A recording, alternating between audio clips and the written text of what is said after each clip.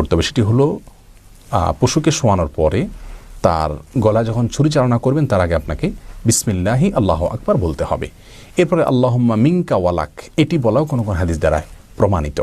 তাহলে আমরা সবটুকুকে একসাথে এবার বলতে পারি বিসমিল্লাহি আল্লাহু আকবার আল্লাহুম্মা মিনকা ওয়ালাক, বাস এটুকু বলে আপনি ছুরি চালনা শুরু করলেন। জবে করার শেষে যদি নিজের পশু নিজে জবে করে থাকেন তাহলে বলবেন আল্লাহুম্মা তাকাব্বালহু মিন্নি, আল্লাহ এটা আমার পক্ষ থেকে আপনি কবুল করেন। এবং এটা না বললেও কোনো অসুবিধা নেই, তবে এটা বলা উত্তম।